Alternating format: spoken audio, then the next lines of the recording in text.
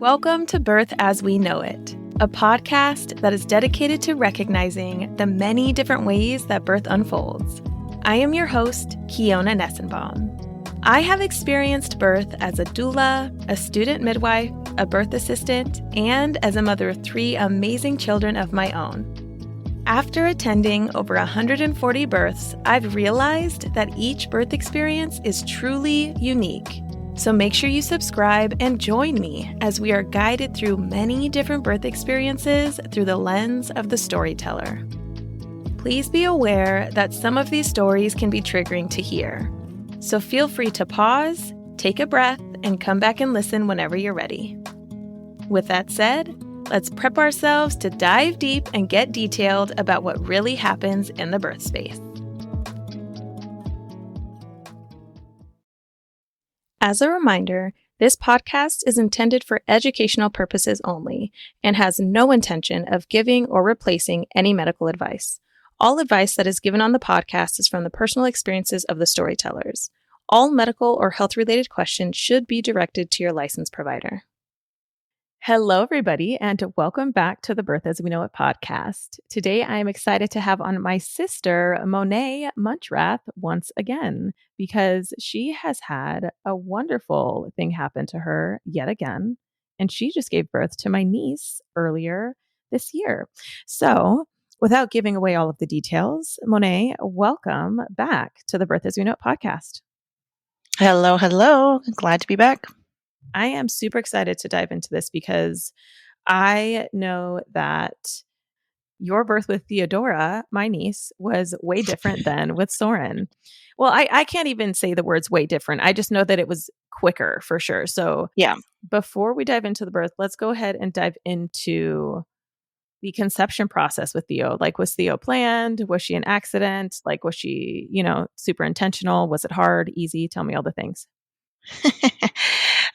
She was not a happy accident. She was very planned. I mean, planned as much as you can plan anything. I feel like I've said that before.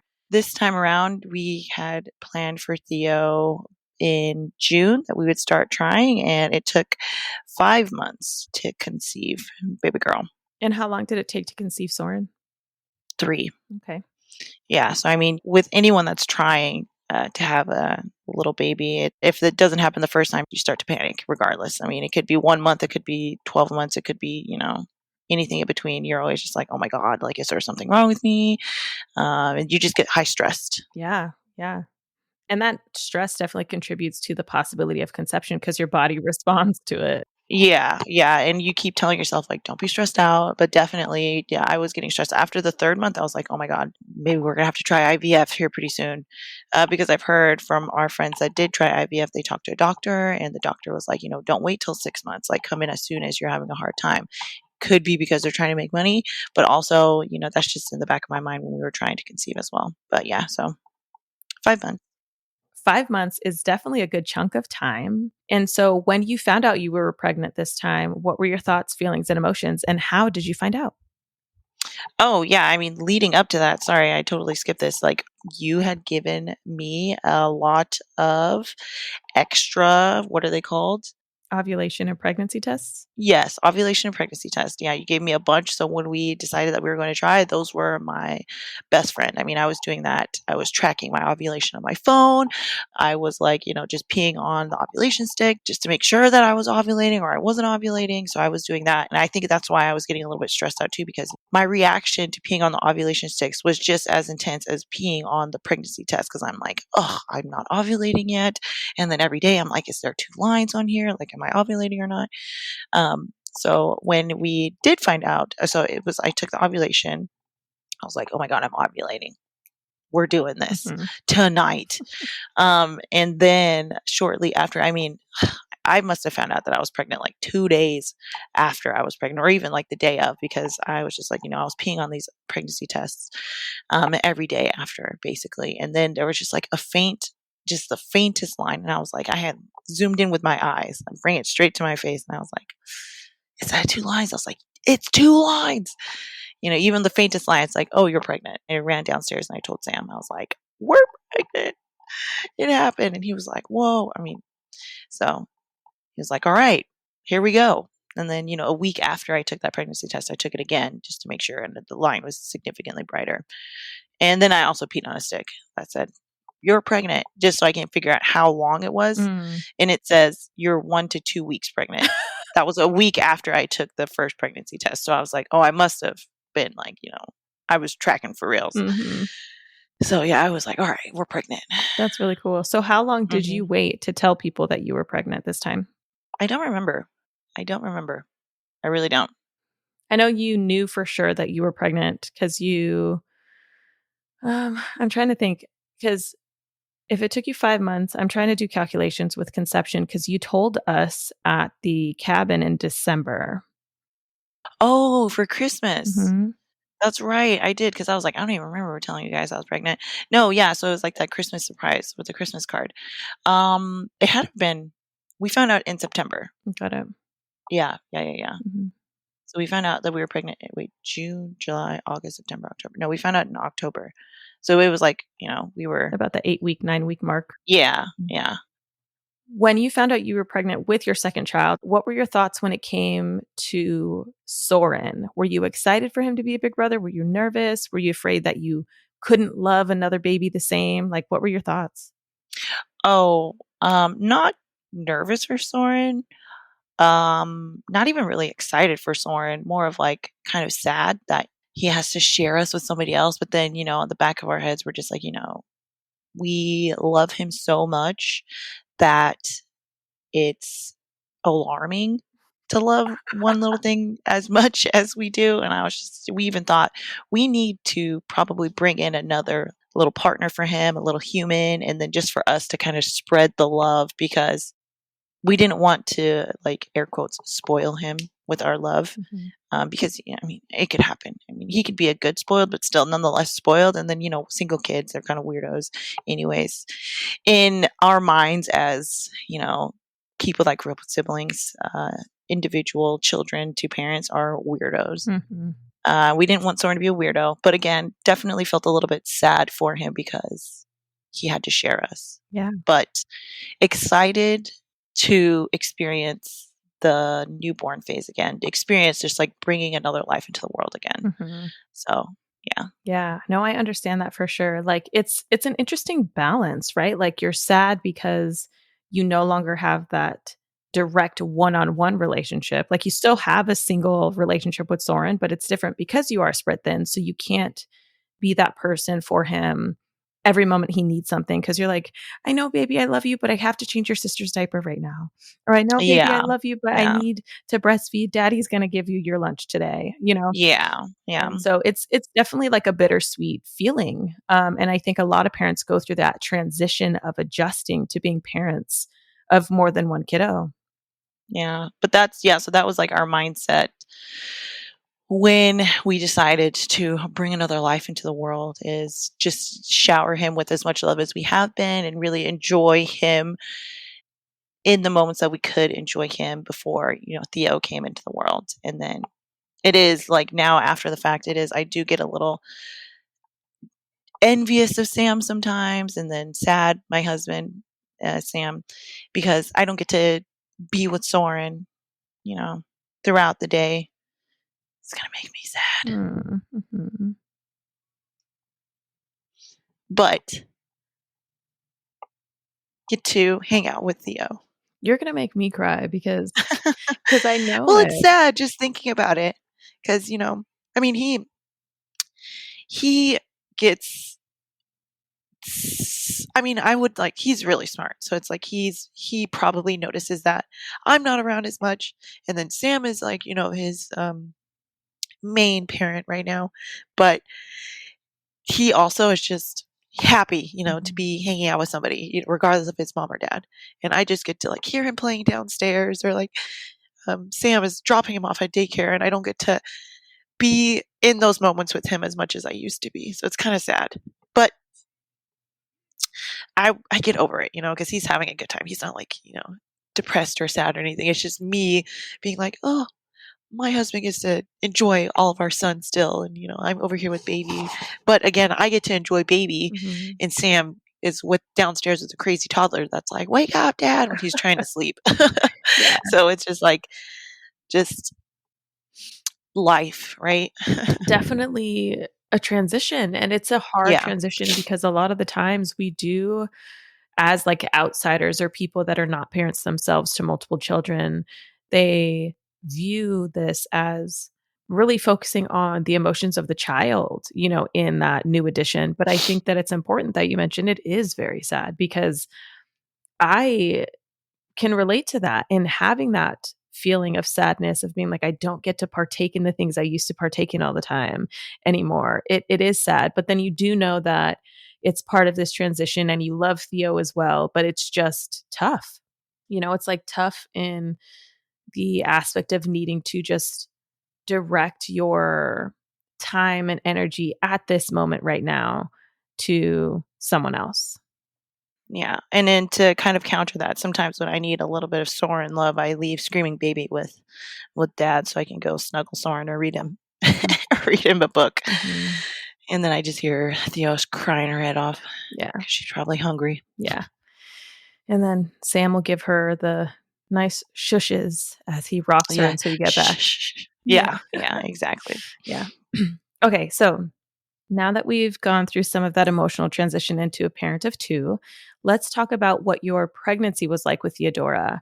Was it drastically different? Did you feel any major differences? Like, give us some of those details. In the beginning, it was very different. Towards the end, it kind of teetered to be very similar to how it was with Soren. But for example, for Soren, I had really very minimal symptoms. And if you listen to my episode before, it was very easy. That's how I described my pregnancy with Soren. Very easy. Nothing, it was uncomplicated. This pregnancy was very unremarkable as well, but the beginning hit me hard. And I think month in, that's when I felt your very basic new mom pregnancies. And, Googling it, doing research again, this is sometimes people feel very different in their second pregnancy versus their first, or sometimes people feel worse in their first than their second. I definitely am a second time worse pregnancy person. And yeah, so I had first trimester nausea. I thought I was sick because one night I just had this feeling of I needed to really just vomit. And then I laid it out. I basically just projectile vomited to the toilet and I was like, I'm dying. And I said, this cannot be the pregnancy. Like I thought I was sick and I was bedridden for a day, but the next day I was fine. But the pregnancy took me out. Trimester one, I was like, it made me think maybe I'm having twins because this is crazy, or maybe this is definitely a girl and not a boy because this is way different than my first pregnancy. So I was definitely leaning towards I'm having a girl or I'm having twins because this is insane. And then later on, it became easier. I even had bloody gums in the first trimester, which I didn't have until the last month of my first pregnancy. So it's just everything. To me, I describe it as picking up exactly where I left off. Because my body's like, hey, we've done this. Here you go.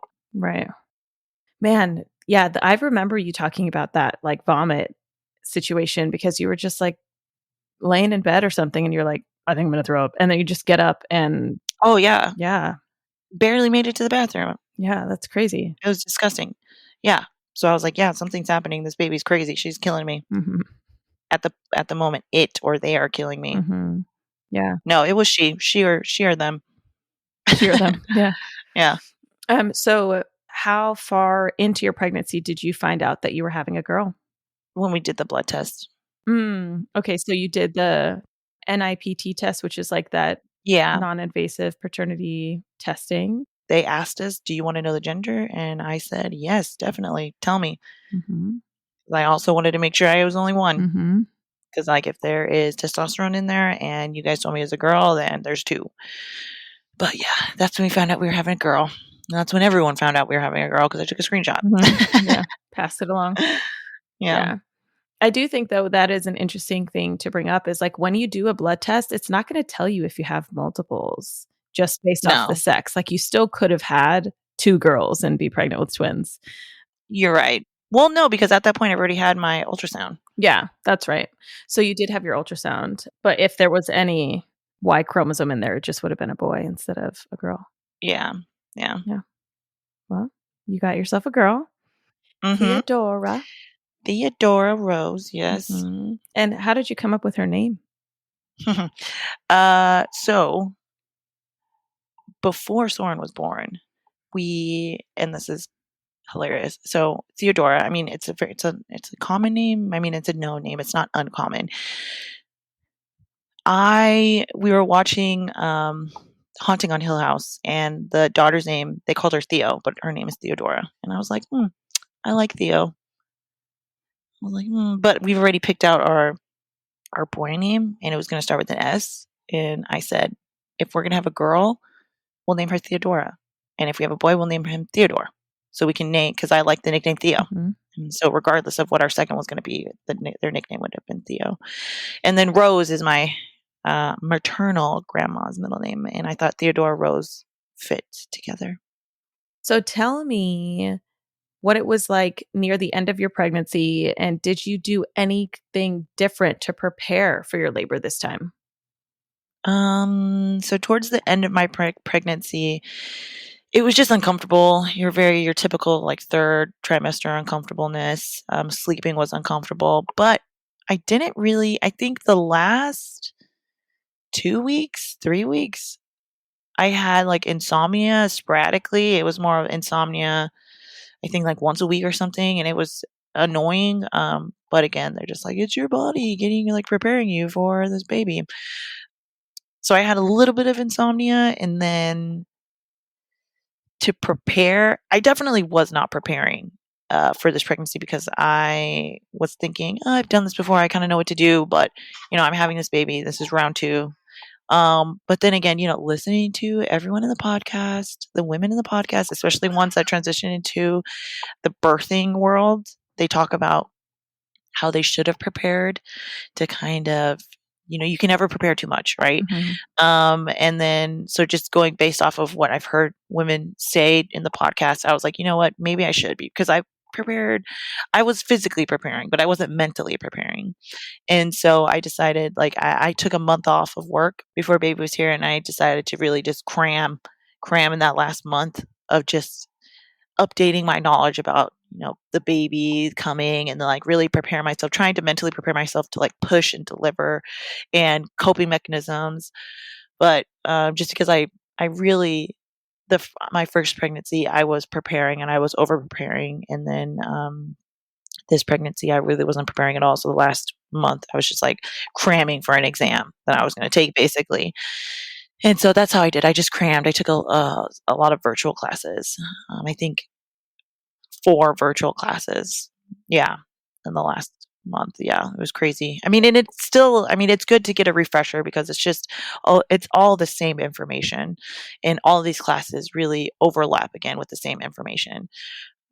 So it was just good to just get a refresh, and kind of figure out what I wanted to do, and really just, again, mentally prepare, because that's what I was nervous about. I was like, okay, I feel like I don't want to go like make it to game day and be like, I forgot all the rules, and and I didn't want to go in being like, okay, I know what to do, and then just blank, not figure out, not know. Yeah. So that's what I did. For those that want to hear the first birth story that you shared on the podcast of your first child, Soren, it is episode 20. And I think that would be a really great episode to listen to either before or after this episode, because it will give listeners context as to what you were fearful of this time around. I remember during your pregnancy, we had talked a little bit about how you were fearful of the pushing part because of what you felt when you were pushing Soren. So how did you mentally prepare for that this time? Was there anything that you kind of had to talk yourself through? It's more of being nervous, not fearful, just nervous, because I can mentally remember pushing out Soren, and I was literally talking to myself. I felt like a crazy person. I talked to myself a lot. I was really like my own coach in my head, and I was just, you can do this, you can do this. And then I, like, you can hear on the first podcast, those words were starting to be like vocalized, like I was saying them out loud at some points, because my thoughts were just going crazy. I needed to say it out loud so I can hear myself instead of just like hear myself in my head. This time around, I think in the beginning, I was hesitant to push. I was really keeping my body from getting to that stage. Mm-hmm. when we got to the hospital. Let's talk about your labor, but let's start from the beginning because I do want to talk about this pushing hesitation. But let's talk about the moment that you realized that you were in labor and your labor was much shorter this time. So that's also something to take into consideration. Yeah. And it's funny because for this labor, I have several people in my life, friends, acquaintances, that have had multiple kids. And one of my friends was definitely telling me it happens very quick. She was giving me kind of a timeline. So really, her story was fresh in my mind. So the day that I went into labor, I was just recanting what she was telling me. And I'm like, this is going to happen quick. So even though I didn't feel like it was going to happen fast, I was just dishing out orders basically to Sam, being like, okay, it's this time. I think you should go now. It's this time. You should go now. You should do this. We need to get the car ready. I think we should leave. Basically, those things. Just because I was going off the timeline that she kind of gave to me, well, just fearful of that timeline to a point where I even texted you and I was like, I don't know if I go to the hospital, if they're going to turn me away, but I'm going to go anyway just to check. Just because mentally I was like, it's going to go fast. I just need to prepare. I don't want it to get into the danger zone, basically, of not getting to the hospital on time. Because that was definitely something that I was nervous about, is having a home birth and not preparing to have a home birth, or delivering in the car because I don't know. Because I've heard stories from your end where like, oh, they barely made it Mm-hmm. to the hospital, and I was really cautious in that sense to not be in an emergency situation where I'm outside and I'm pushing a baby out. Mm-hmm. So I think all of those were in my mind when I found out that I was in labor. And when I was actually in labor, so it started around 9, but this time was very different than my first time, because the first time I was in labor, I had full body contractions, definitely very similar abdomen pain where it felt like a full body cramp. And this time around, it was around 9 a.m. and I felt a cramp, but it was lower, like my lower abdomen only. And that's why I was like, is that a cramp? I don't know. And unfortunately, for me, I think I just have 5 to 10 minute contractions every time. That's also something I was nervous about. I did not like having contractions every 5 to 10 minutes my first time around. Same exact thing this time around. Mm-hmm. 5 to 10 minutes, I was having a contraction the whole time I was in labor, which is bothersome. They never got closer for you? Well, maybe towards the end, it was like 3 to 5 minutes apart. But in the beginning, it's like 5 to 10 minutes. And that time changed if I was moving around, because I did tell you I get a longer break if I'm laying down versus if I'm walking around. Mm-hmm.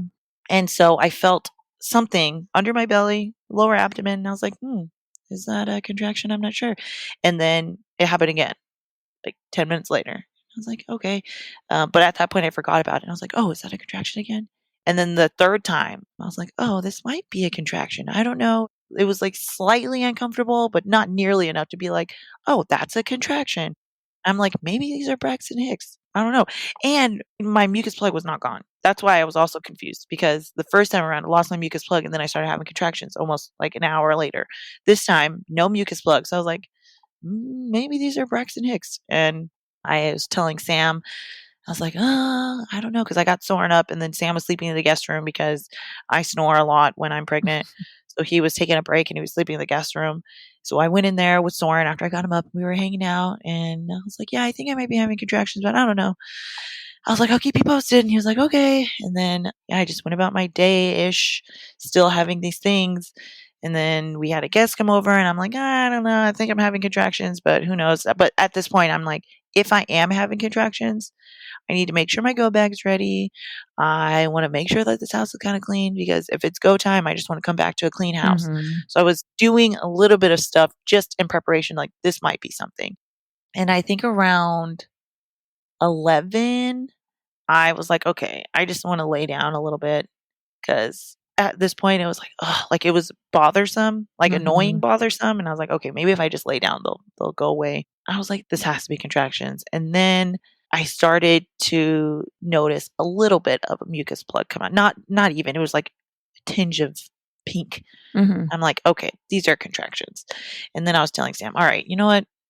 Maybe we should get Soren ready, because I'm starting to feel a little crampy. But again, lower abdomen pain. It never went to full body, so that was very different. It was really just under my belly, low abdominal pain, more like pelvic pain, I guess. Mm-hmm. Like not like soreness, but cramps. Mm-hmm.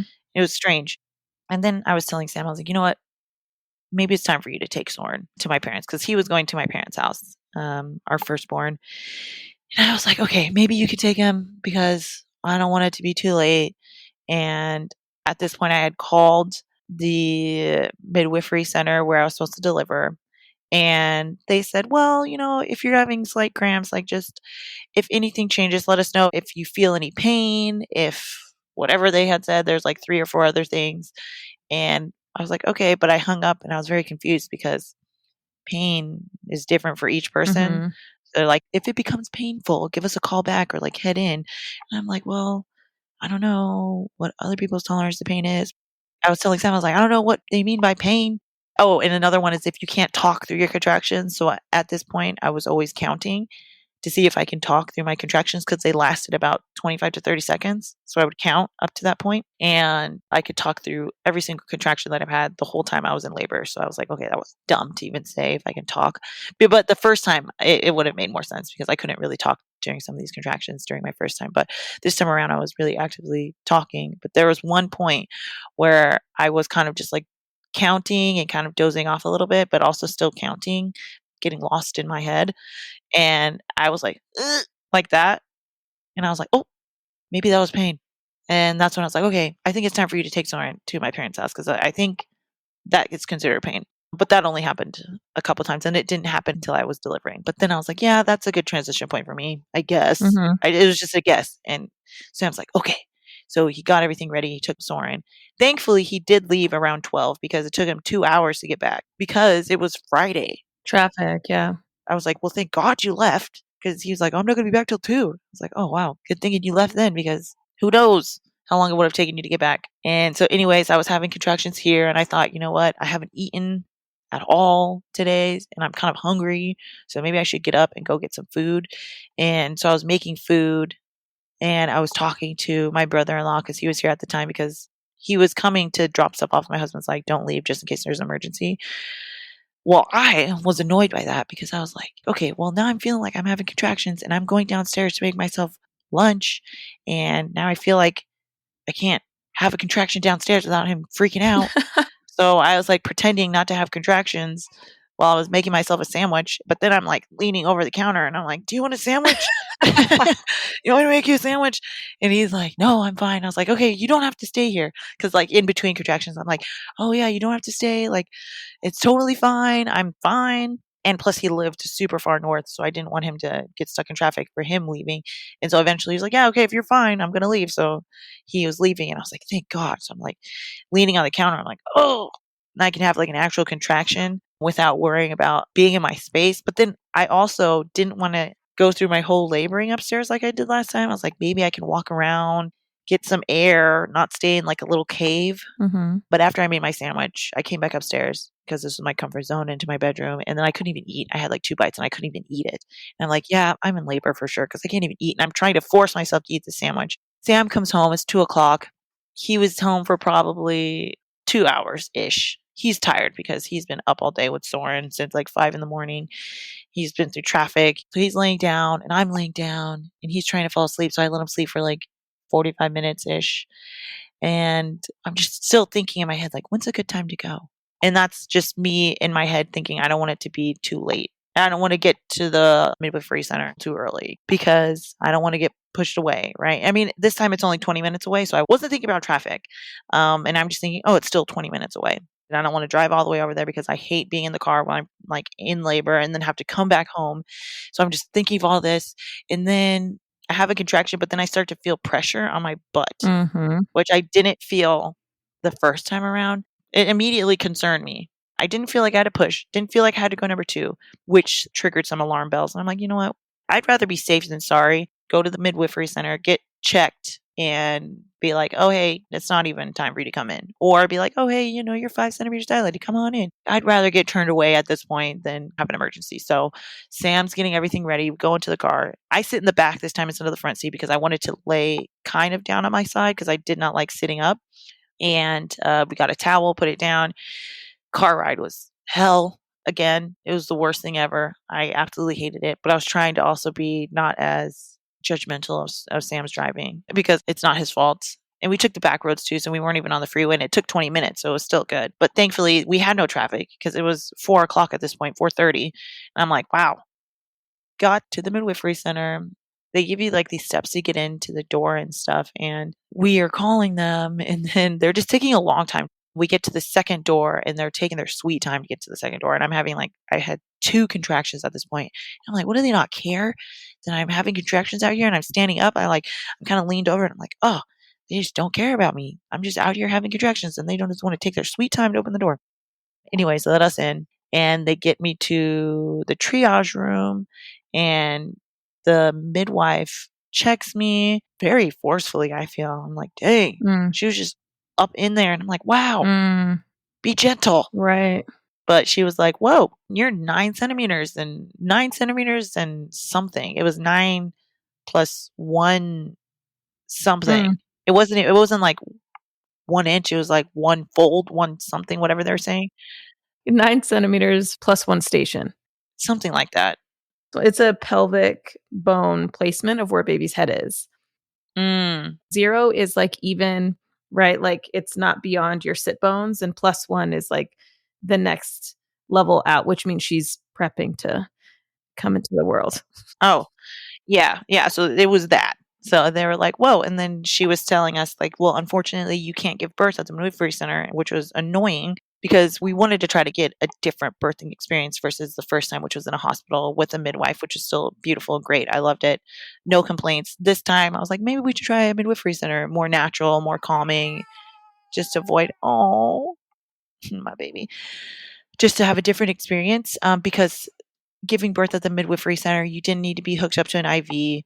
You didn't need to do all these extra things, no beeping of the alarms and everything. You can leave after 6 hours, 6 to 12 hours instead of staying 24 hours. So that's the experience that we wanted, and we couldn't get because they didn't have enough nurses at the time. And be it, I was 4 days after my due date. I still feel like you being 4 days after your due date shouldn't determine whether or not you're able to get the birth experience that you want. Yeah. I definitely felt like they should have had more staff. Just yeah.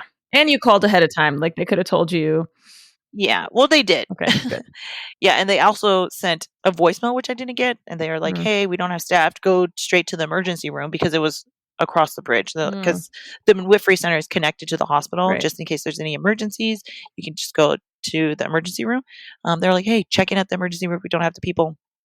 I didn't get it. I showed up anyways.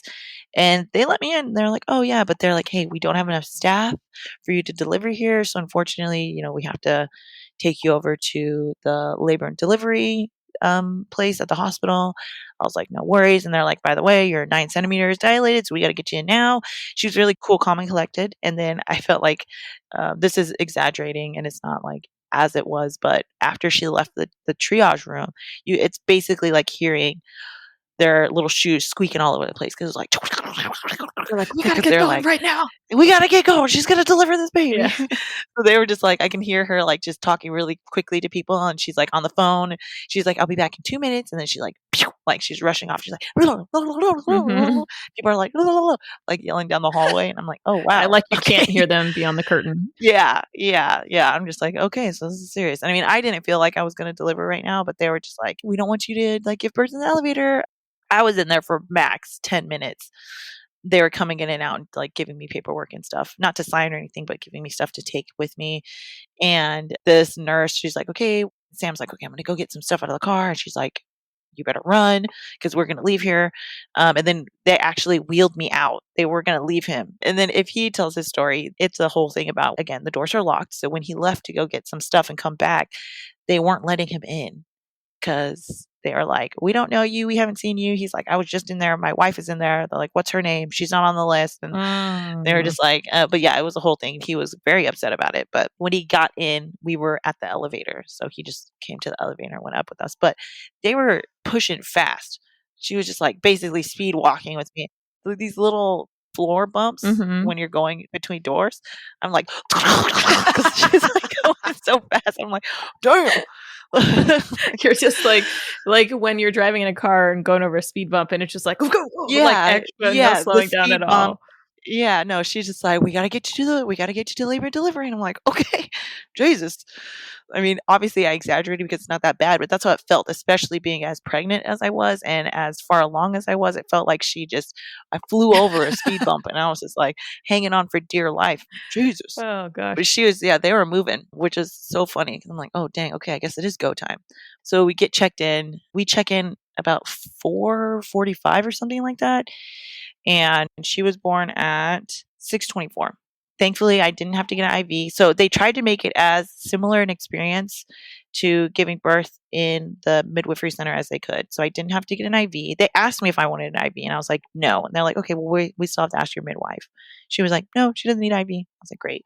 And then I was there for probably 30 minutes. And because I was 9 centimeters dilated, they had asked me if I wanted to have my waters broken. And I was immediately offended that they even asked me that.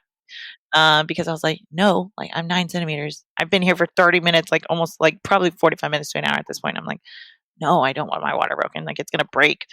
And then my midwife came in and they're like, oh, but like, I think the nurse at the time was trying to also let the midwife know that they had asked me if I wanted my waters broken, but it ended up being like a second time of asking me back to back if I wanted my water broke. And I was like, no, I don't want my water broken. I want it to break naturally. And thanks for asking again. So that made me annoyed. But also at this point, my contractions were definitely significant. I didn't realize, but I was still counting out loud. If I can breathe, that became my coping mechanism, counting through my contractions. But I was also laying down because I was more comfortable laying down. Because, like I told you, my contractions were farther apart if I was laying down, even though I was having very frequent contractions. And so when I got there, I found like a good spot that I can have my contractions and lay down, and they're talking to me. But I noticed that because I was so far along, they were just like, hey, we're just waiting on you. Like, you let us know when you need to push. And that was like the motto, like, let us know when you're ready to push. I'm like, okay, I will. Not yet. Mm-hmm.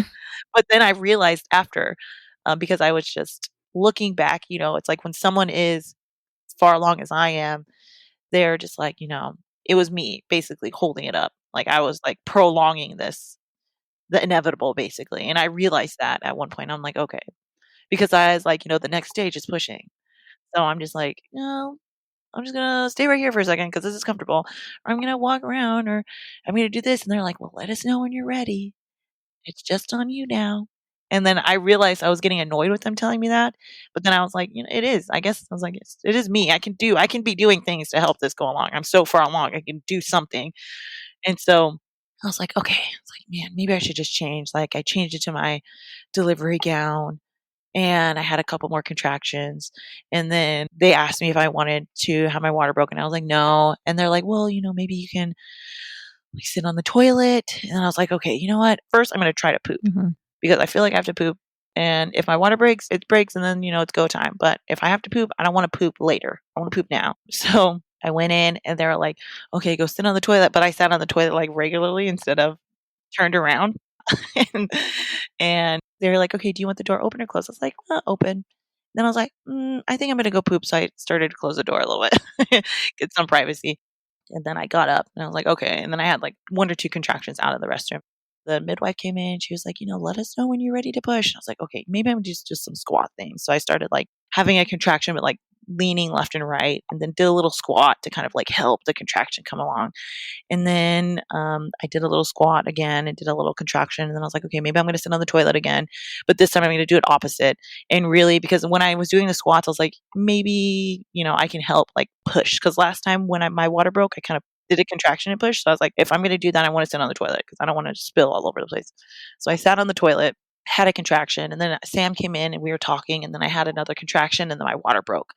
And it wasn't as dramatic as the first time because the first time it was like pop, like an explosion. This time it just felt like I pushed a bubble of water out. I was like, oh, my water broke. Great. And then I was talking to Sam and then I was like, okay, another contraction's coming and I'm still on the toilet. And I had a contraction, but then this time I like uncontrollably pushed during the contraction. I was like, oh snaps, I just pushed. I was like, I just pushed a little bit. She's like, okay, maybe let's get off the toilet. And I'm like, okay, great. I was like, yeah, that's probably a good idea. So I get off the toilet and like I'm walking to the bed. I was like, whoa, because water is coming out still. And I'm like, "Whoa." I was like, "Okay, there's still water coming out." She's like, "It's okay, we'll clean it up." So I'm like walking and water is just falling out of my vajayjay. It's going down my leg. I'm like making a stream of water. Not something that I experienced last time. She gets the midwife. So the midwife's coming in. They're like talking to me. And she's like, "Okay, well, we heard that you pushed a little bit. So why don't you get yourself in a comfortable position? How do you want to start pushing?" And I was like, "What position should I do?" She was like, "Well, it's up to you." And I'm like, "Oh, great." Because I had all these ideas about how I wanted to push last time. Because last time, the first time I pushed, I was on my back. There was different positions that I started, and the back ended up being the one that I went with. I didn't want to do the back again. It was really comfortable laying on the bed. I needed to at least relax, so I was like, maybe I'll lay on the bed and figure out which way I wanted to push. But I laid sideways, and I was like, "Can I try this way?" She's like, "Yeah, do it." So I kind of like laid sideways on my left side, and I ended up just like perching my leg up enough to expose my bottom half, and that's how I push, and it was comfortable too, so it was nice. So I'm laying there. The idea for this delivery was Sam was going to catch her, just as he caught Soren, and that ended up not being the case. And he told me what it was he was watching, and then he wasn't watching. He was by my side, and he said that he, one, didn't want to watch again, but also noticed that I was really just grabbing onto the railing super hard when I had a contraction, mostly just because the contraction was so intense. More pressure, less pain.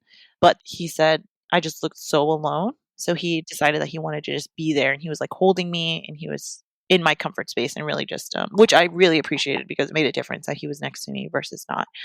Yeah, so I had my first push at 6:12. With every push that I did, water was coming out. Water was coming out up until she came out, which was very different. I was like, "There's a lot of water in there." I even asked, I was like, "Is this normal for there to be this much water still coming out?" They're like, "Yeah, yeah, this is normal." Because it was just flowing like a waterfall. Like every contraction, every push, it was like water. I'm like, "Oh my Jesus." It made me feel uncomfortable, right? Because there's so much water coming out of my body.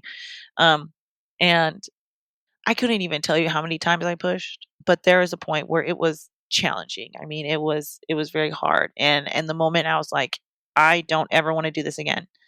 Like, I remembered, and I think I was trying to avoid this as long as I could. I was really trying to hold off on the pushing because I was like, "Yep, this is what I was expecting," and I was like, "Well, the only thing I can do now is, like, help it go faster." I'm like, "Just keep pushing, and it eventually will go away." And so I push, push, and then I start to feel the ring of fire.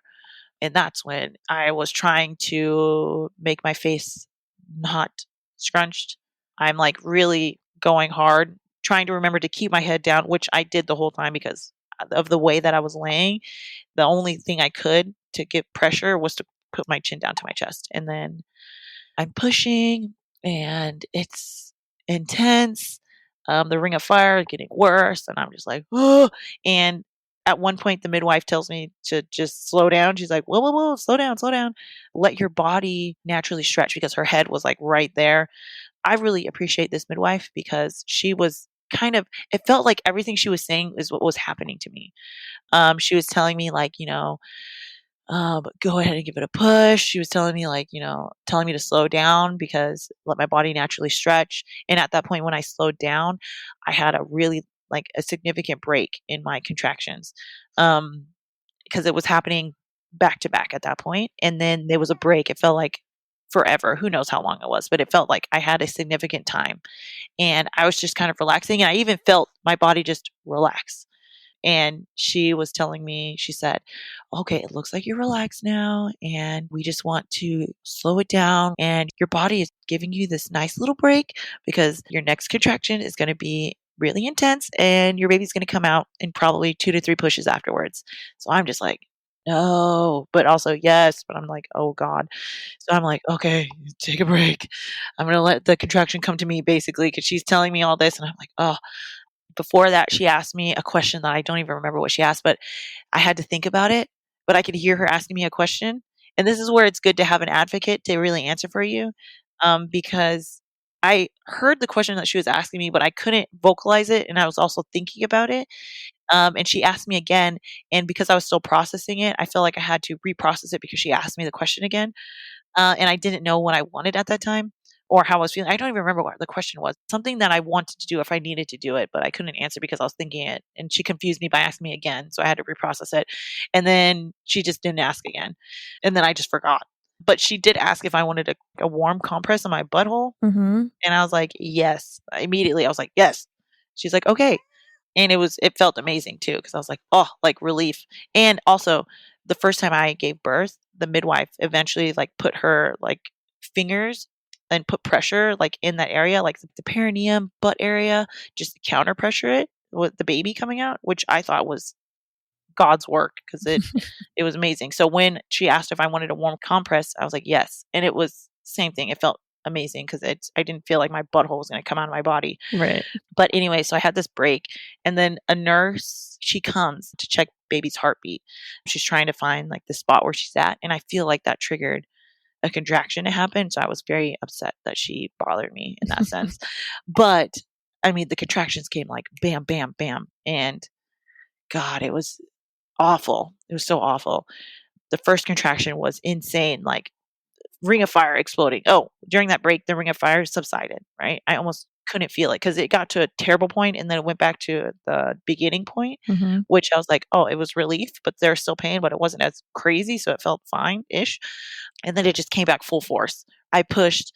And at this point, I'm really trying to just really push this baby out. I'm not asking for help this time mentally, because I know that she's going to come out. I'm really just telling myself, push. I'm counting out loud too through my contractions. My face is going all kinds of crazy because I'm trying to keep it smooth, cool, calm, and collected. Not really. I'm really crunching down on my teeth, and then I'm trying to relax my face at the same time. And it must have been like something was happening because it felt like I'm pushing Theo out. I feel like the midwife puts her hand inside my vagina, right? Because I'm like, hey, that feels like something from the outside world coming in. I was like, wait, stop. I was telling her, I was like, no, stop. And then I'm pushing baby out, right? Baby's coming out. After I think she did that, and there was like one or two pushes left, and then baby came out. Baby came out at 6:24. So I pushed for 12 minutes or something like that. I read my records because I was like, what is that, 15 minutes? I was like, how long was that? They're like, oh, it was like less than 15 minutes. I was like, Jesus, it felt like forever. But it did feel fast. But it was 12 minutes of pushing, which was amazing because being in that zone, I would not wish it any longer than that. After like I pushed Theo out, instant relief. It felt like all of the pain went away instantly. I was like, oh, thank God. And then like as I'm feeling this like euphoricness, they're talking to me and they're like, take the baby, like, grab your baby. And they said it like 3 times. I'm like, "Oh, they're talking to me." Mm. So I take Theo, I put her on my chest, and then I'm like trying to like undo my little button so I can like put her skin on my skin because I'm still wearing my gown. And one of the nurses is like drying her, I think like vigorously because I'm like, "Lady, stop." And they're like, "I'm just cleaning her." And I'm like, "Oh, like clean her faster because I felt like the shoes are rubbing her skin off basically." And plus I felt tugging, and come to find out my umbilical cord was really small, and the midwife actually had to pull it a little bit to keep baby up on my chest. So anytime the nurse was, like, wiping her, it's, like, tugging on my umbilical cord, so I'm feeling internal pain too, and I'm like, "Stop." She's like, "I'm just cleaning your baby." I'm like, "Okay." But yeah, so baby was on me. She instantly cried, instantly she came out, and she was like, "Ah." She's a crier. So I was like, okay, that's just like a foreshadowing to our future because Soren didn't cry instantly, but she cried instantly. Like she came out, she's like, ah. I was like, oh, her APGAR score was 9 or 7 and then 9. But they were like, oh, she's good. She's good. And then I think I had her for like 5 minutes and she peed on me because I just started feeling warmth on my body. And at first I was like, what is that? The second time she peed, I was like, oh, she's peeing on me. They're Mm-hmm. like, oh, great. We'll mark it off. I was like, oh, okay. Mm-hmm. But yeah, it was fast. It was great. Sam has his experience, and I think Sam had a beautiful experience too, because it was different than the first time. Mm-hmm. He wasn't so hyper focused on this activity that he needed to do. It was something that he could just experience, be in the moment, and experience it how he could experience it in his own way. Mm-hmm. he cut the umbilical cord and we waited until it stopped pulsing. I felt like I delivered the placenta, but I think the midwife had to like she was pulling on it a little bit before it came out. But it was also like 30 minutes or so after. Wait, no, it wasn't because the placenta came out before you got there. Yeah, and I got there just 10 minutes late. Yeah, so I think it was right before you got there that I delivered the placenta. And then she was like, "Do you want to see?" And I was like, "No." We were both like, "No, Sam and I." Take it away. But she was concerned because she thought she may have seen a tear, that there might have been some placenta that was left over. Very small amount. So that's something that they were just checking vigorously. She wasn't sure, but there wasn't any, I'm assuming, because I didn't have any blood clots or anything, and I'm here. So Yep. Well, that's yeah, but beautiful. Oh my yeah. gosh. Oh, before we finish, I did throw up again. Oh, okay. I did throw up again. It was before my water broke. I still had the monitors on, so it was like within the first. I think it was the tail end of the first 20 minutes that I was there, because they had to keep the baby monitor on me to check her vitals for 20 minutes. Yeah. And it was before that came off that I had violently threw up. It was crazy too. I was like, I threw up in like 3 bags back to back. Oh, 3? Yeah, I was like, I was telling Sam, I was like, I need a bag because I felt nauseous, right, the whole time. Towards I think from the time that we left the house, I started feeling nausea, but then we were there and got checked in and stuff, and I just yeah, I was like, "Oh," and I didn't lose my mucus plug until we got to the hospital. Yeah, so I went to the bathroom right when we got there before I got into the triage room, and that's when I started losing my mucus plug. I was like, "Weird." I felt like everything was backwards. Yeah, and that's the thing is like every single pregnancy, labor, and birth is different. Like the mucus plug, even though a lot of people look at that as an indicator of labor has begun, truthfully, you can lose the mucus plug and not give birth for 2 weeks. Like it's such an insane thing because your body regenerates the mucus plug just like it regenerates amniotic fluid. So if you continue to labor after your water broke, more water would have continued to come out. Like there's no end, right? Mhm. There's for some people, of course, depending on the amount of amniotic fluid that's in their body by the time they push a baby out, then there's not as much until like the baby's actually out. And then it's like, all okay, cool. When it comes to the birth, like hearing you talk about your labor and birth with Theo, it's actually so exciting for me because you have so much power in every part of this story. Like, even though there were parts where it was, I don't know, like you were second guessing and, trying to figure out what you wanted to do. I love that you listened to your intuition and took like your body as a guide and your mental safety and comfort as a guide to decide what you were going to do. Because this time around, technically I was your doula, but also it was me wanting to respect your space. You had said, I don't know if we need you this time, but like, we'll let you know. And then like, I think it was like the weekend before you gave birth, you're like, yeah, I can come if you want, And so I was like, okay. And then when you guys texted me saying you were on the way, and then when you told me that you were 9 centimeters dilated, I was like, oh my gosh, she's going to have a baby right now. And I was in Seattle at the time. I was in Seattle and going to drive to Tacoma. And I was like, I'm not going to hedge your way until you say it's fine, because I did not want to just show up and have you be like, what are you doing in my birth room? Like, we don't need you right now. With all of that being said, even though Theo was already born, when I walked in the room and looked at you, you looked exhausted. But in addition to being exhausted, you looked so happy. And that was so good for me to see because Sam was also happy. And I was like, oh my gosh, you guys, she's here. And both of you were like, yeah, she's here. And like that moment, I was so proud of you guys for like just banding together and like accomplishing your goal of having this unmedicated birth, even though things didn't end up being as you desired it to be with like your birth location. Technically, it was still this experience where you got the most out of what you could in the situation. Yeah. So I love that so much. And yeah, as soon as I got onto the labor and delivery floor and they let me pass the first set of locked doors, I was like, oh, I'm here for my sister. I heard Theo crying and I was like, oh, there, she's here. Ah! And it was so cute. You're like, yep. And like everybody that I was walking past or like, because the labor ward there has only so many nurses. I think there's like 4 on that little ward. Mm-hmm. All of them had been in your room at one point for the birth, and they were like, "She did so great. She's such a she did amazing. She's so strong." And I was like, "That's fantastic." So it was just really awesome to see their expressions, but also to primarily see you and Sam just happy and just like, "Oh, we did it." Like that balance of exhaustion and excitement. I thought it was so cool to see. Yeah. Yeah. It was definitely a good experience. And I was also texting you the whole time. I know, which is why I was Very like, "I don't confused. know." But we were very confused. I was like, I don't know if we need you yet. Like, don't leave work. We're just gonna go get checked. I don't know if I'm gonna get turned away or not. And then I was like, well, they just said I'm 9 centimeters and we're going to labor and delivery now. Mhm.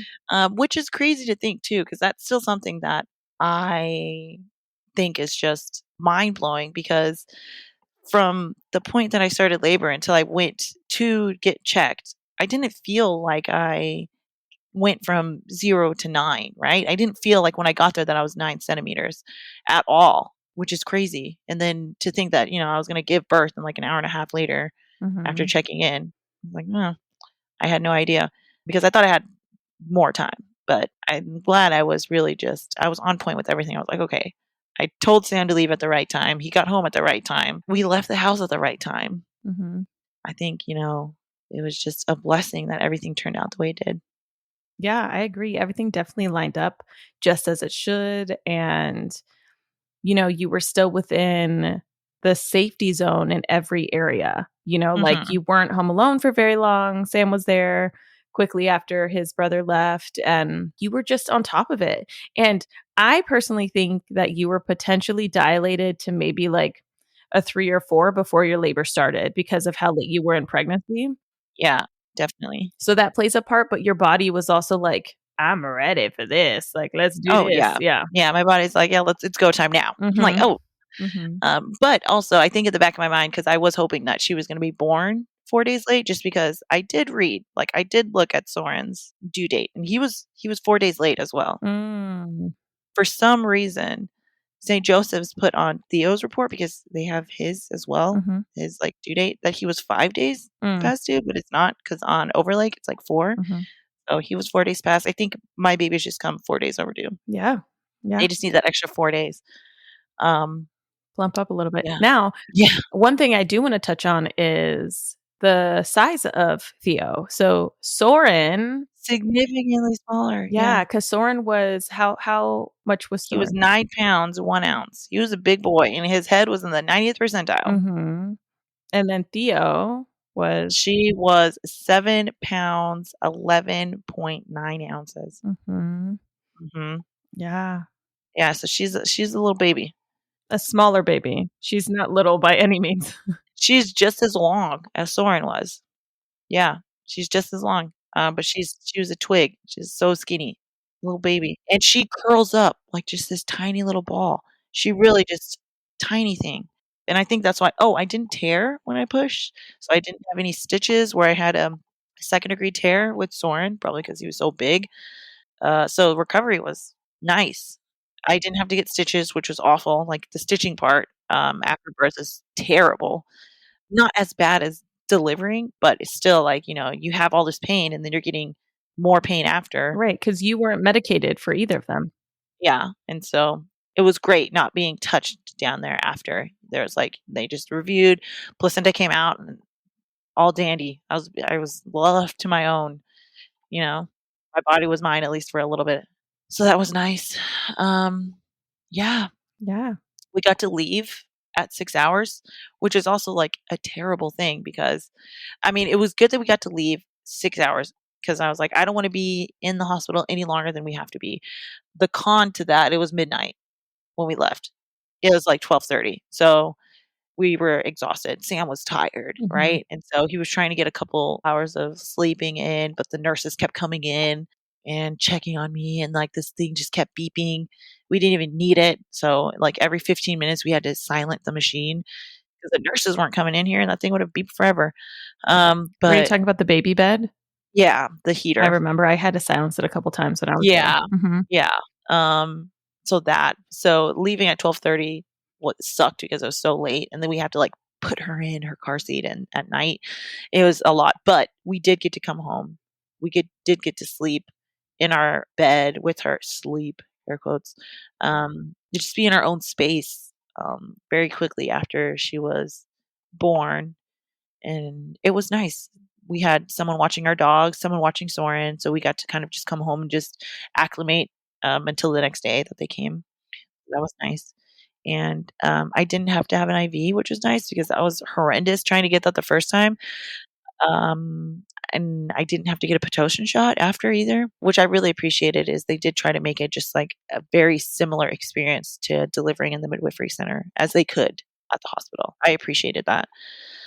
So again, another great experience with the hospital delivery. Yeah, I love that so much. I love all of that very much, actually, because my concern as a birth worker who has siblings that are birthing babies is that you guys feel heard, valued, and taken care of in the entire process, Mhm. regardless if I'm present or not, you know? So it makes me happy to know that you feel that way.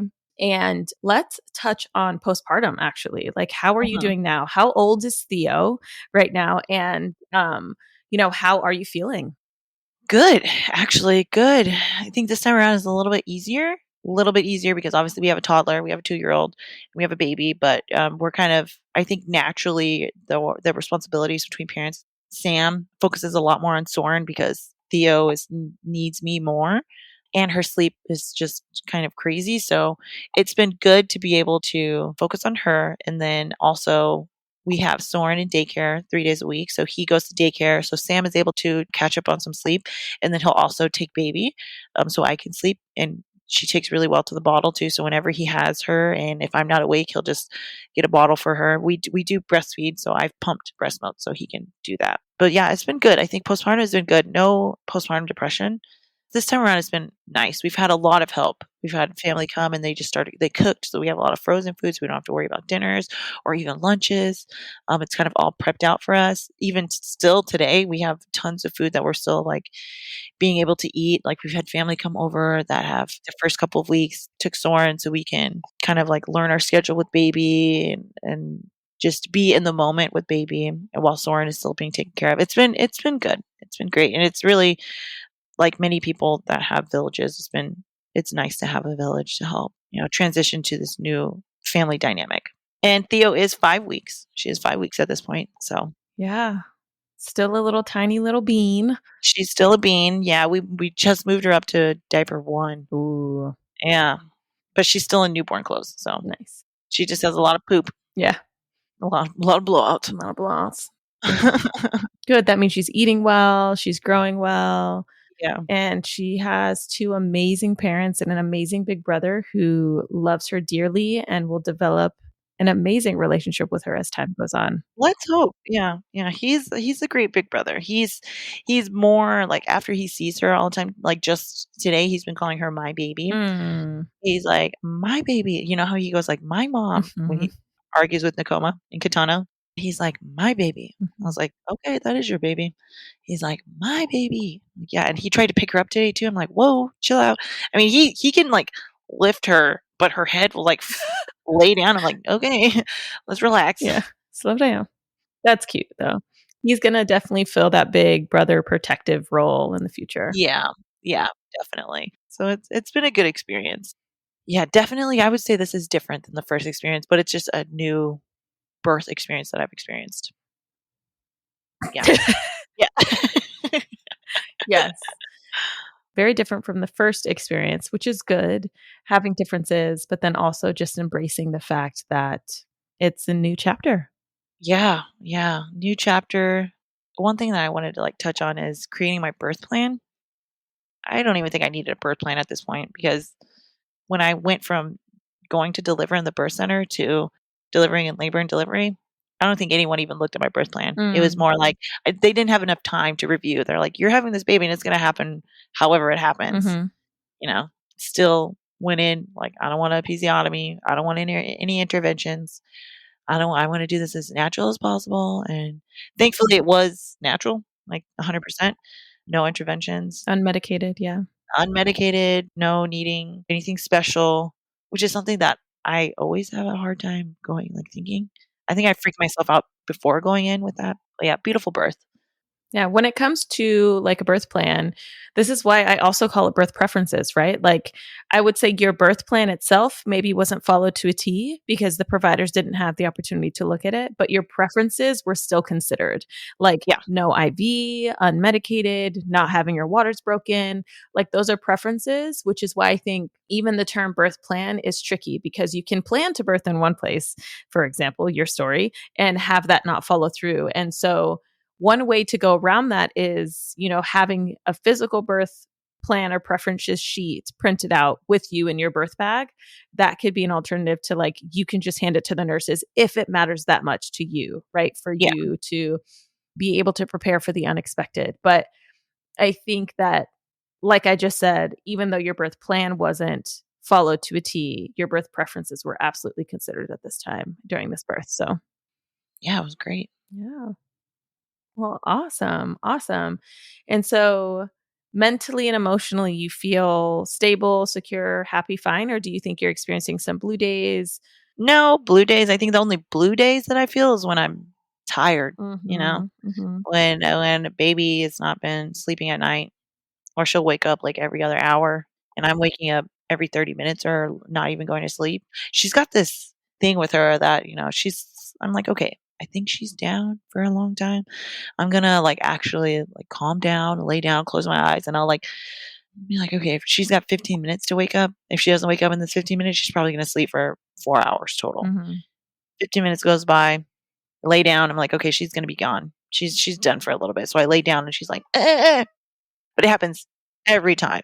Every time. It's like she knows I lay my head down and close my eyes. Mm-hmm. It's literally like when you're parenting and then you finally sit down to have a hot meal and they're like, oh, wait, I need something now. Oh, Oh. yeah, Yeah. 100%. Yeah, I was like, "Oh, she's this way." Yeah. So and she's a squeaker too, so when you think that she's asleep and you think she's waking up because she squeaks, so you're like, "Oh, are you waking up?" And she's not. She's Mm. like, and she goes back to sleep. Mm. And 10 minutes later, so I'm just like, Little squeaker. she's the squeaker. Yeah, Yeah. she has squeaked a few times during this interview. Might not be able to be Mhm. heard by the listeners, but she's there, She is here. She's sleeping. Sleeping, squeaking. sleeping and squeaking. Okay. So, Monet, final 3 questions for you. Give it to me. If you were to give advice to anybody that is preparing for labor, pregnancy, and birth, what would you say? Similar to what I had said before, I think in my last podcast episode, if you're trying to conceive, try not to stress about it. Keyword is try. Mhm. If you're stressed out, it's harder to get pregnant, and you're going to hear that a lot. And if you just go with the flow, it might happen faster than you think. And if it doesn't, there are options. There are other options. So don't stress. Yeah. Labor, listen to your body, ask questions, call the nurse hotline 50 times if you have to, right? To Mhm. get those answers. And delivery, hey, go with the flow. But speak up for yourself or have someone advocate for you. Don't let things happen just because you think that these people you need to take direction from them. Advocate for yourself, have someone advocate for you, stand up for yourself, but also trust yourself Mhm. because you can do it. Yeah. Beautiful. Beautiful. Beautiful. Next question is, do you have a resource that you utilize throughout your pregnancy that you would like to share with the listeners? This time around, no. I don't have any research because I really just went like, again, I it was the last month. I kind of just dove into a whole bunch of free classes that I found. Don't have them offhand, and, you can really find them anywhere. They weren't anything special.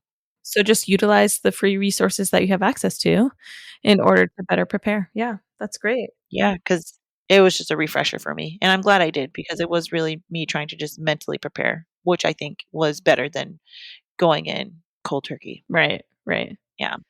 All right. Well, my final question for you, Monet, is if you could describe this birth experience with Theodora, what word would you use? I knew you were gonna ask this question. I didn't even think of anything beforehand. This birth experience. Fulfilling. I would say this birth experience was fulfilling. And I say that because I felt like I had to lean on my own intuitions to get to where I needed to be. And it felt good knowing that, because after everything that I was just like, I was like, "Ah, like I did it." Like I was able to, like you said, listen to my body and just have a great outcome. Yeah. Yeah. Sounds like it was also very intuitive, like you were just very in tune with yourself. Yeah. Yeah. Beautiful. Well, thank you, Monet, for coming on to talk about the birth of Theodora. I'm excited to get this out. And also, again, if you want to hear Monet's first birth experience with Soren, she also shares that on the podcast. It's episode 20. And then her husband, Sam, also shares his perspective with the birth of Soren because he actually ended up catching Soren, and he is episode 23. So, if you want to hear those two perspectives in addition to this episode, you should go check those out. Okay, awesome. Thank you. Thank you. Yeah. Thank you for having me. Love you. Love you.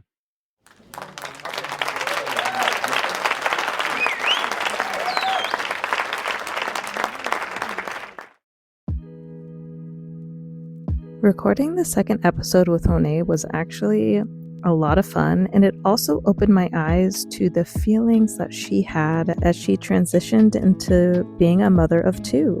And a lot of people don't talk about that, so I really appreciate how she shared the emotional side of that for her. I also really love how throughout her birth story there was a lot of power that was shared. That power truly came from her intuition and her believing in herself throughout her labor and birth process. So, Monet, I want to give you a huge thank you for sharing your birth story with me yet again, because the birth of Theo was very different than with Soren. I'm so thankful that you shared it with us and that we were able to see both births from your perspective. Now, for all of you listening, if you want to see a picture of the lovely Theodora, as well as the show notes for this episode, you can go to birthasweknowitpodcast.com/92. All right, friends, I'll talk to you all again soon. Bye for now.